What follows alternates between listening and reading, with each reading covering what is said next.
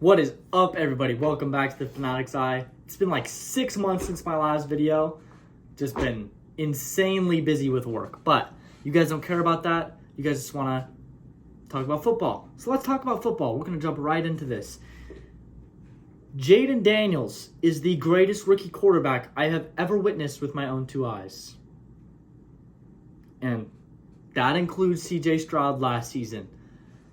CJ Stroud was amazing last season. There is probably more of an argument to be made in CJ's favor, but when it comes to the eye test, for me at least, it's Jayden Daniels. This kid just does everything right.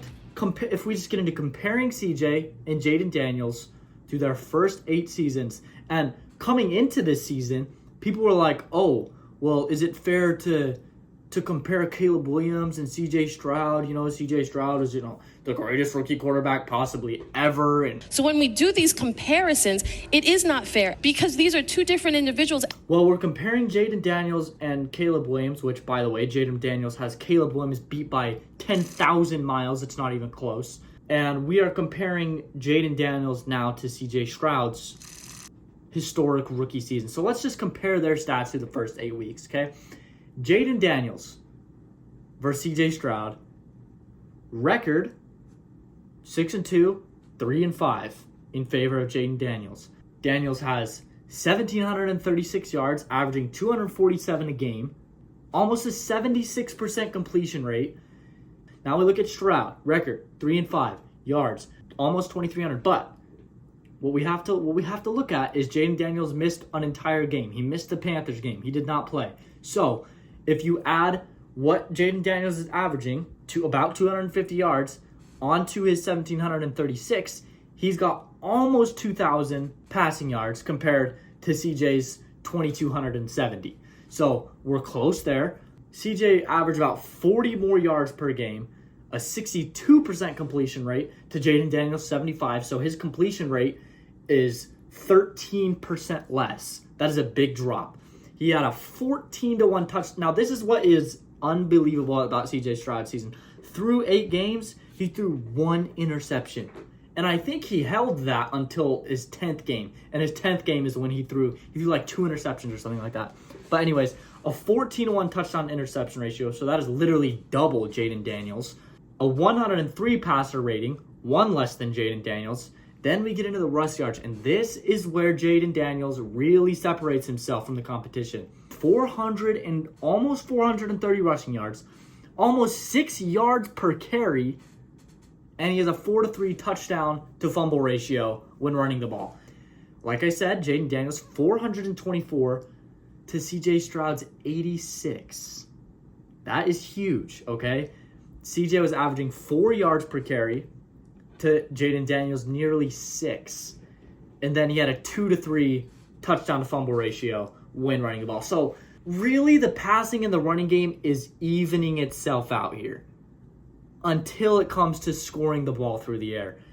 That 14-1 touchdown interception ratio through 8 weeks is astronomically amazing, especially for a rookie and especially for the team he had.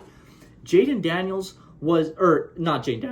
Stroud and the Texans were expected to win like 2, maybe 3 games that season.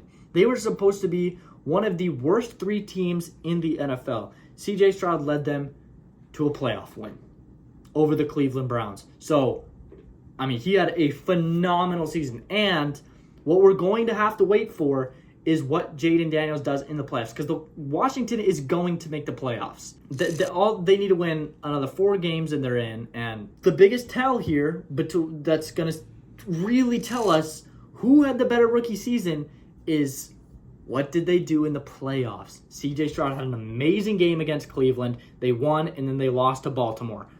Jayden Daniels, we're going to see what he does in that NFC conference in the playoffs. Now next, let's talk about the level of competition that Jayden Daniels has faced. He's played 3 teams that have a record of 500 or better. Those teams, the Buccaneers, the Ravens, and the Bears. And technically the Cardinals. I didn't include them in this because prior to this week, the Cardinals were 3-4. They just beat the Dolphins, so technically they're 4-4. So technically the Commanders have played 4 teams that have a record of 500 or better. But I'm only accounting for the Ravens, Buccaneers, and Bears. And against those teams, he's 1-2. So not amazing, but you have to look at how he played in those games.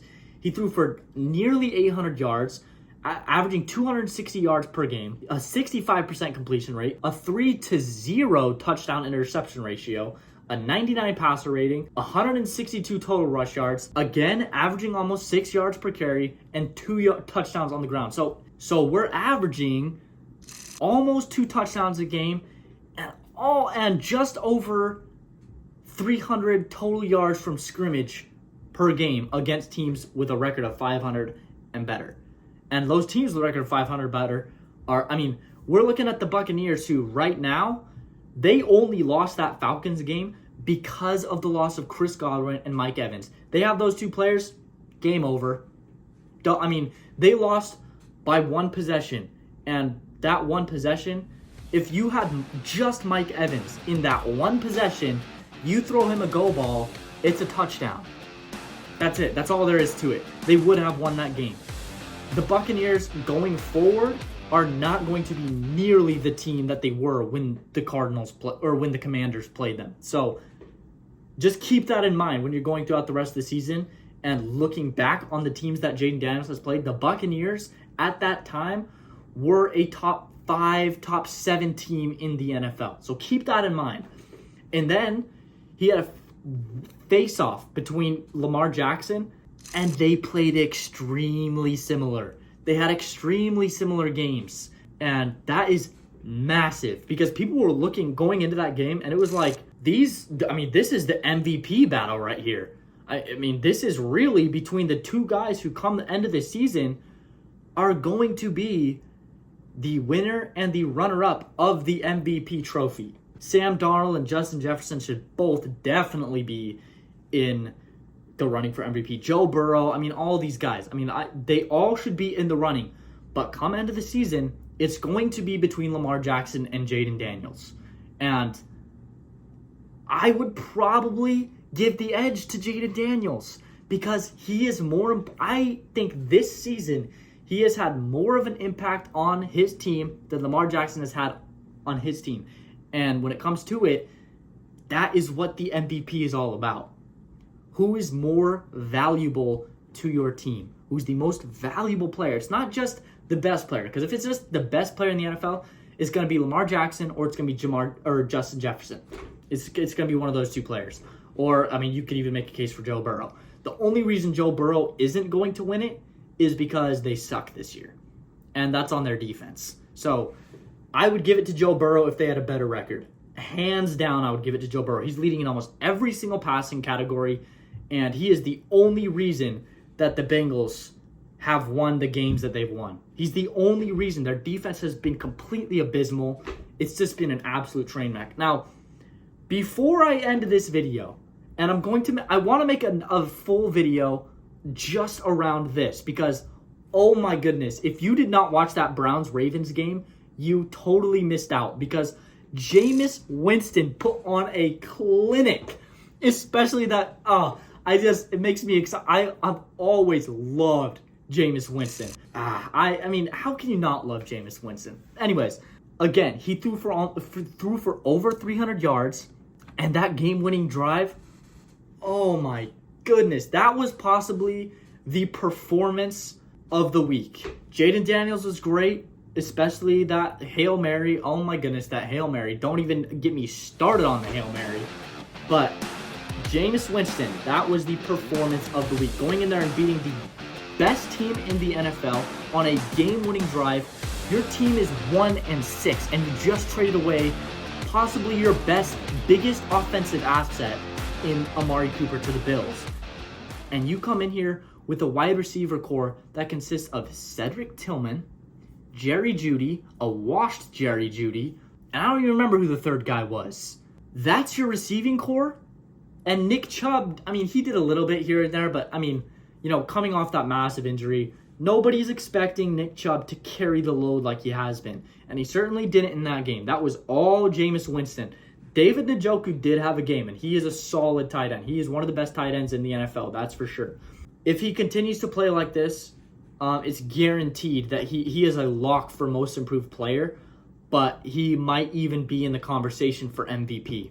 Because you see what the Browns were with Deshaun Watson, and then you see what they were just with adding Jameis Winston. Just inserting Jameis Winston, and not just taking away their biggest offensive threat.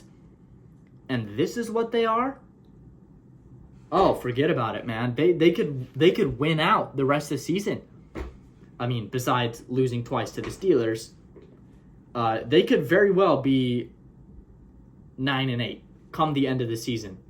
I think they lose, if they continue to play like this, they lose 2 more games. Maybe they lose 3, and bang, they could be in the playoffs, depending on how the Bengals and Steelers are from here on out. I mean, the Steelers are going to be pretty good. They do have an extremely tough schedule going forward. After this Giants game, it's going to start ramping up, but because we haven't even played a division rival yet. We have no games against the Bengals, Browns, or the Ravens so far this season, but that is coming very shortly. So, to sum everything up, Jayden Daniels, best rookie quarterback I've ever seen. Jameis Winston will be the most improved player if he continues to play like this, and possibly the MVP. So thanks for watching. I hope you enjoyed. If you did, make sure to leave a like, subscribe to the channel, and we will see you in the next video. Peace out.